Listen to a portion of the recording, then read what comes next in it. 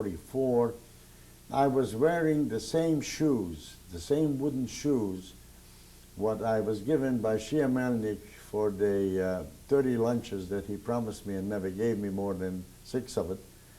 And I was not able to find the shoe that fits me because my legs were so swollen and beaten and full of rash. And I walked through Germany and walked through Poland, and in Czechoslovakia were able to catch a train, which in effect took us back home to Hungary. We went back home to Hungary almost, as a matter of fact, precisely to the date, purposely, because we designed it that way from when they took us away, which was April the 21st or the 24th, I don't remember, of 1945. When I was back, I have had many occasions to talk to people who were very nice to me and told me various things of who took what out of my mother's house. And the most important, the most valuable thing that I have found, what they took away from my mother's household, was the cow that my mother had before they took us away. And the cow was given to a woman who was a widow. She lost her husband on the Russian front. I took the cow home and nobody challenged me because everybody knew in the village that that was my mother's and father's cow, and therefore it's my cow rightfully. So I took it home. I spent, just to be brief about it, a little more than a year of my time, a year and a half of my time in Hungary, and I became an important officer of the Hungarian Justice Department. It was a special arm of it, and I was very active to see to it that the deserving people who are known anti-Semites paid a price, and the price was to go to Siberia. And it's as simple as it is.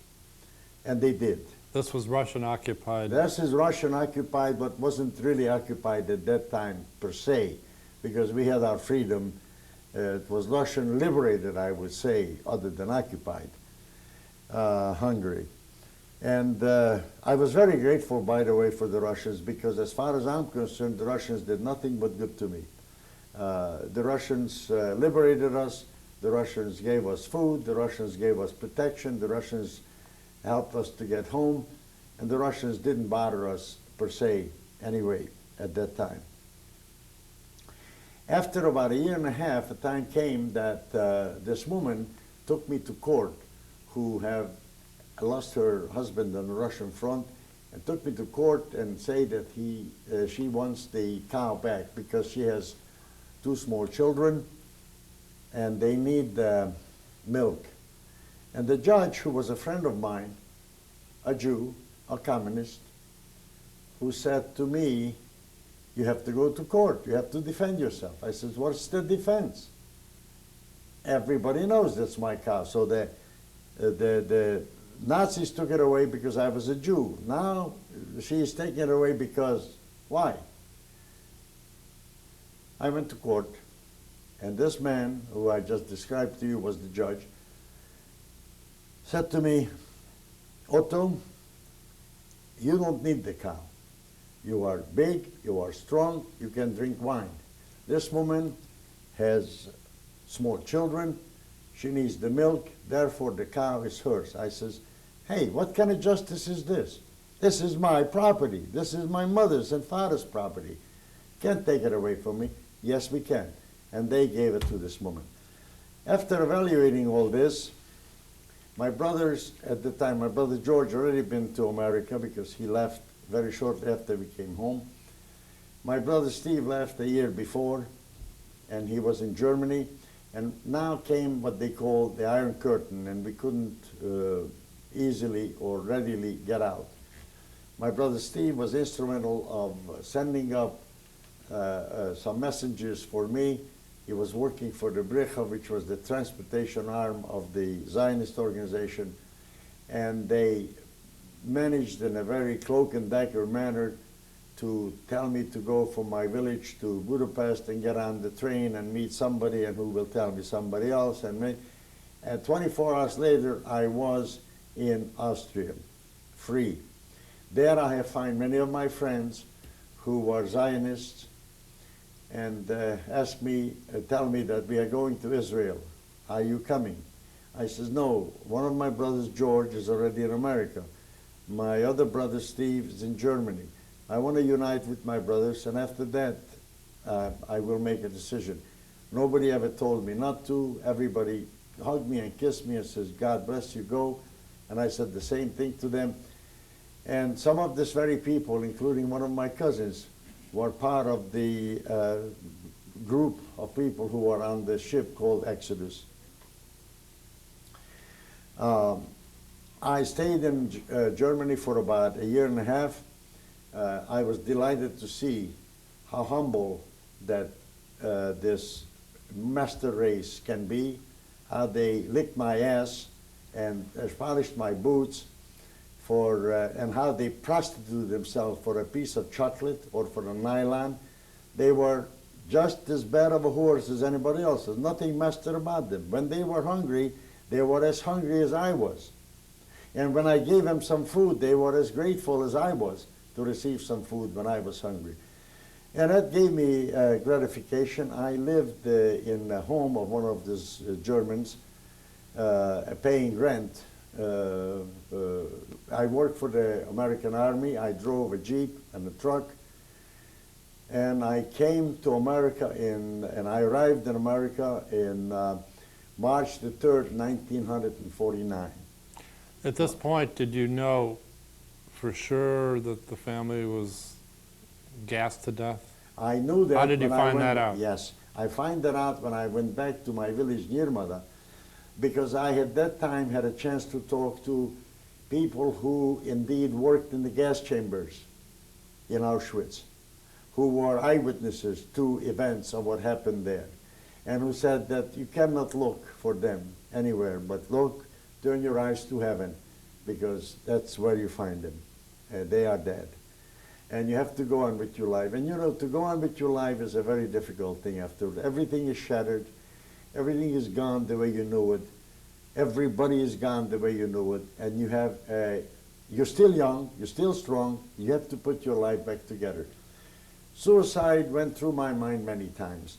Suicide wasn't the answer, is not the answer, because if I was left to live for seed, I must live. And therefore I must have a purpose to live. And when I came to America, I came on a ship, and Uncle Sam gave me $5 on the boat. He gave everybody $5 on the boat. 25 cents of this $5 I still have. I hold and I carry in my neck the same 25 cents that I had at that time, because I said to myself, I don't want to come to America penniless. And I put it in my suitcase, and many, many years later I discovered it.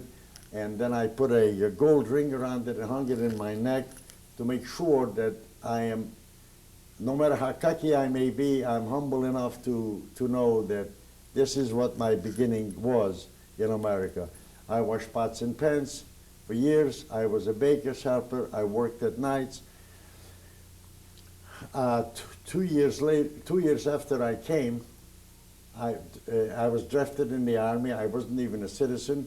But at that time was the Korean War, and I was considered to be a citizen because I had to be here 5 years before I'm a citizen. And I went, I served 2 years honorably. I was discharged at the rank of staff sergeant or corporal at that time. Where did you serve? I served in Camp Rooker, Alabama. I served in Fort Bragg, North Carolina. I was with the military intelligence. I was with the military police. I couldn't get clearance because I wasn't a citizen. And what turned my galls about the system was the American military or justice system, that an SS officer who was in the bunk, 2 bunks behind me, was in the military intelligence, who had a tattoo under his armpit, an SS tattoo, and he was cleared for secret. I was not cleared for secret. I couldn't. And I asked to be transferred out of the unit, which took me a lot of months, years, and then they did finally transfer me out because I didn't want to serve. In my anger, I sat down, I wrote a letter to President Truman, and I said, I came to this country because I love this country. I came to this country, I was a miserable DP, a refugee, This country gave me haven. I want to serve this country. I want to be a good citizen. I want to share everything that I have with everybody in this country. You don't give me the opportunity to serve you as well as you give this Nazi who was our enemy. What was his name? I don't remember his name, but I remember the name of the president. His name was Harry S. Truman. And I went to the day room. Took me about 3 days to put a letter together with my broken English and with the dictionary, and I wrote a letter. And you know what? I got an answer from the White House and says, Corporal LeRoy, we thank you for your letter, and we are grateful that you chose this country to be your country. People like you have built this country. We are unfortunate that we cannot help you. Army regulations are what they are. We need this German soldiers' skills more than we need yours. That was double talk. He was able to be in the inner circle to share, quote, secrets. I was in the military intelligence. Maybe my abilities were as good or maybe better than his, but because I was not yet a citizen, they didn't. Is the State Department much different these days, you know? In my opinion, I'm being sarcastic. I don't think that it really are, because I think that the least part of their priority is the problem of Israel. And everybody wants to be a peacemaker, and I personally don't even, I want to make sure that I tell you this at this point of our conversation. I don't like Shimon Peres. Shimon Peres is about as close to, I think he's a little bit left of Lenin. Not the right of Lenin, left of Lenin. I don't like his politics, I don't like his philosophy. Yitzhak Rabin is an old man. He should make room for other people. But I have no right to criticize because I chose America to be my country, not Israel. I just came back from Israel, and the people are totally divided about peace. But what kind of peace? What are you talking about peace? My son is an Israeli boy, a marvelous young man, great family, great people. If you sit in America, you have no right to criticize Israel. They want to enter into a peace agreement? Let them enter into a peace agreement. My attitude is the Jewish nation or the Jewish people should never, ever in their life permit themselves to be disarmed by anybody's promise. They must be strong, they must be capable of counting on themselves to defend themselves against all the horrors what the world may, God forbid, offers for Jews. You came to Chicago. We're going to wind this up and then get to your family and interact and all.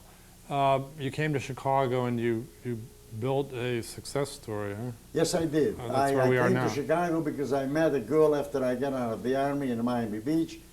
She introduced me to some important people here. I worked as a salesman in the construction business, and I give credit to Hitler a great deal to teach me some of the basics of the construction business because I was slaving, building for him in Germany.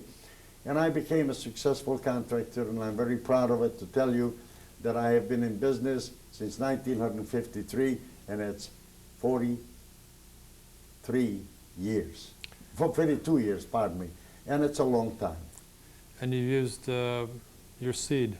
And my seed is Good. a great seed because my son, Michael, is a professor at the University of Illinois. He teaches law and he teaches arbitration.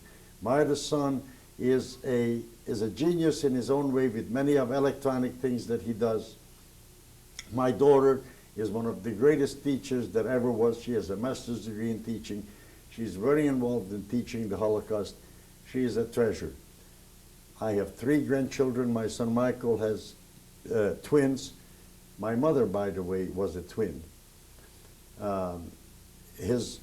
Michael's, my son's children are Benjamin and Sarah, and now they are about 7 years old, and my daughter Kathy and Ezra's son is Danny. He's 6 years old, and my daughter is expecting a baby in October of this year, and God willing, she should give birth to a happy, healthy child. It should bring us nothing but pleasure, nachas, and happiness for the rest of our life. And I want to thank you very much for this opportunity you're giving me.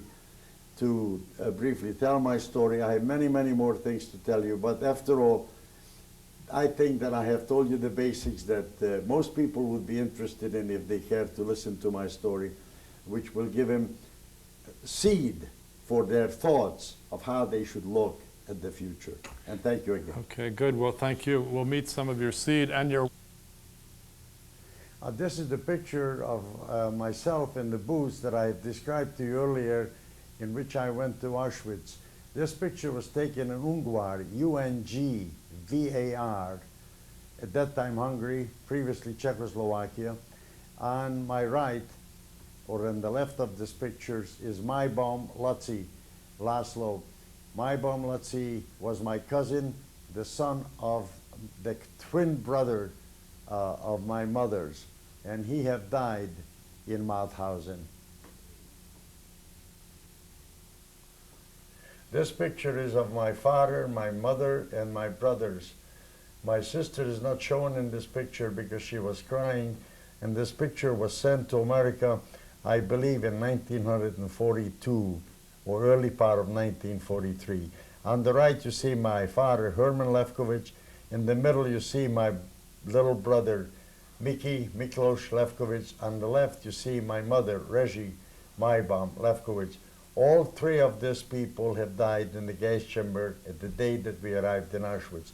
The other three in behind that you see in the middle is myself. On my right, or on the left of the picture, is my brother George, and between my father and my little brother Mickey is my youngest brother Steve. Thank you. You may see the similarity between myself and the previous picture and this picture. This is a picture which was taken by the Germans. I am the person on your left. The front of me is my eating utensils, and it was taken unbeknown to me where and when, but it had to be Auschwitz. On the bottom, as You're you go looking right down- at the camera there, right? That's yes, you. I am looking at the camera right there. It's me. On the right, on in the right right in the middle. of the photo. Of the right of the photo, right here. Now I like to point out to you in this picture a very famous and important person. I believe everybody who listens to my voice could remember or recognize his name, is Elie Wiesel. His face appears right behind this post, looking at you right next to this post, right here. This is Elie Wiesel in this picture. The one on the right side in that middle frame. On the middle frame, that's correct. That's Elie Wiesel. In this picture you see my beautiful wife and my three beautiful children. My wife Carol next to me, my son Michael or Mickey on my back of me on the right of the picture. In the center is my son Stephen, and on the left is my only daughter and truly a treasured teacher of the Holocaust and the Holocaust memory. And I believe with her, as well as with my other children, this story will never die. And they are the one who are the seeds of my life. In this picture you see my beautiful, beautiful grandchildren, Kanai and O'Hara. On the left you see my little boy Denny. And in the middle you see Sarah. And on the right you see Benjamin. They are truly, truly treasures of my life. And the good Lord willing, I will be able to show somebody the fourth one of my grandchildren, which will be born, I believe, and should be born happy and healthy in October of 1995. I'd like you to meet my wife, Carol. She's a beautiful woman, more than just in appearance. She has helped me to put my life together in more than one ways, and I'm very grateful for her, and I'm very grateful for her for raising my children the way that she did. On my right is my daughter Kathy, who is a treasure by herself, because she is not only a very good person, but she is a very committed person to teach the history of the destruction of my people. and she will have some very important words, I'm sure, to tell you.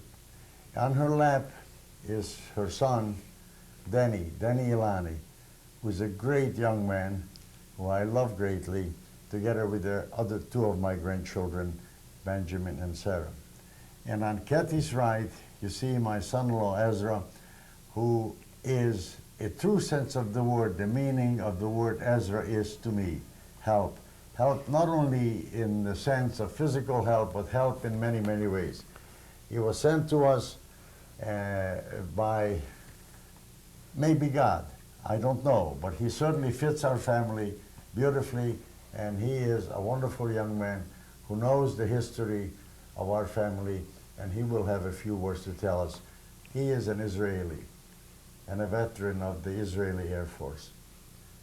Now, I imagine that you have a few words to say, Anya, to the camera. Well, first of all, I think you should mention your other children too, who aren't here with us today. I already You can mentioned say- my other children before, but I am thanking you for reminding me, because you see what I mean?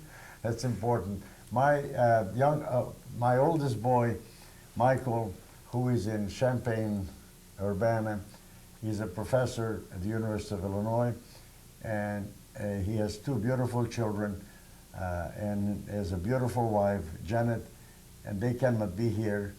And I'm glad you reminded me, and I'm very, very sorry that they are not here. But you see in a recent picture of them in the camera shots that we did before.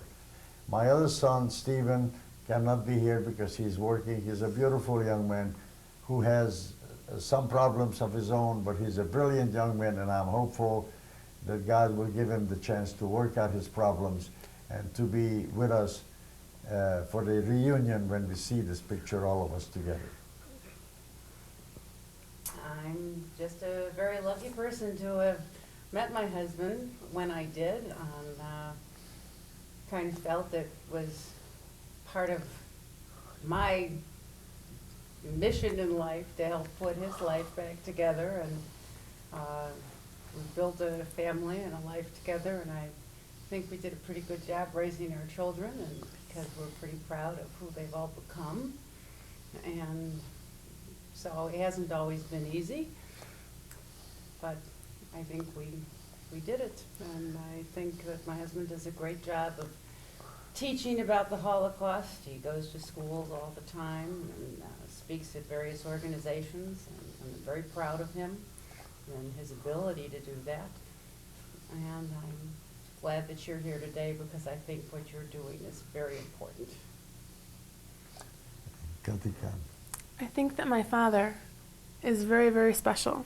And not just because he's my father, but because of all the things that he's done and all the things that he's accomplished. And when I think of all the things that he's endured, and I remember when I was 19 years old and I was in Israel, and I saw his picture in Yad Vashem, and I was then a camp counselor, I had envisioned my life as if it was his, and how I would have been able to endure the hardships that he endured at that age, and I don't think that I ever could have. And he's a very, very strong and special man, and what scares me the most is that I know that he, as well as most of the other Holocaust survivors, are aging. And I know that he does not have as much time as the rest of us do in this lifetime. And I feel that it will be not only a loss for us and our family, but also a loss for the world, because my dad is a wonderful, wonderful speaker and educator. And although I can retell his stories that he's told me, but for me, they are stories. They're not a reality. And I can't give the same amount of emphasis and the same amount of details that my father can. And someone can always question me and say, "Are you sure?" And I'll say, "Well, that's the way I remember it." And for my father, it's much different because that's the way he experienced it. And that's probably what scares me most about the Holocaust and Holocaust education, is that within 20, 30 years, there probably won't be many survivors left, if any at all. I feel to be very honored to be part of the family, and I grew up in Israel, and people over there respect the Holocaust, and I wish that in the future many people all over the world will be respect too. Do you think that Yom HaShoah should be an American holiday? I think Yom HaShoah should be engraved in the mind of every human being in the world, because there is a one day that we all must remember the horrendous horrors that were committed against our people. And if the world does not remember it, the world is doomed to fail. The world is doomed to repeat it, and it cannot be permitted to happen. I'm sorry that I get so emotional at this moment, but yes, there is a day that must be engraved in people's mind forever, because we talk about how we were liberated from Egypt 6,000 years ago. So what? To me, it's a story, like my daughter says. I was liberated from Auschwitz, that is not a story, that's a reality. How my people were burned and their bodies desecrated in Auschwitz. That is not a story, that's a reality. How can you not remember it? The only way you cannot remember it, if you don't listen to my words or listen to the words of the other survivors. Why? You have to ask yourself the question, did that happen? Because the world did not listen, the world did not learn. The world must learn and must remember. And how do you feel, your grandson, can you say something to him, or what are you thinking? What do you think, Dan? Can you talk a little bit? There were a lot of people that were in the Holocaust, and they were they were fighting in the Holocaust, but the bad guys almost won. And put them in jails. But Grandpa survived because he was a good worker. Yes, I was a good worker. Yes. And they let him go. They let him go. They let him go. They let me go because I was a good worker. But you see, at the age of 6, it's very difficult to comprehend. As a matter of fact, this is what I say to you and I say to everybody. How can we talk about destroying 6 million people? What makes me qualified to talk about this to anybody? What makes anybody qualified to talk about the destruction of 6 million people? But let's talk about the destruction of my family. When I talk to you on one-on-one, I want you to be me. I want you to experience my pain. I want you to feel what I feel. I want you to understand where I came from. I want you to understand how they destroyed mine, your family. And why did they destroy your family? The only answer to that question is a simple one. They were Jews. And because they were Jews, they were destroyed.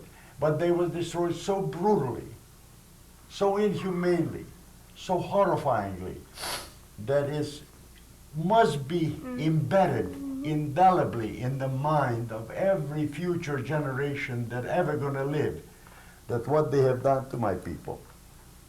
And maybe from that lesson, the world becomes a better place, because the world will learn that you cannot destroy everybody, and that there was no reason to portray my people as vermin, as rats.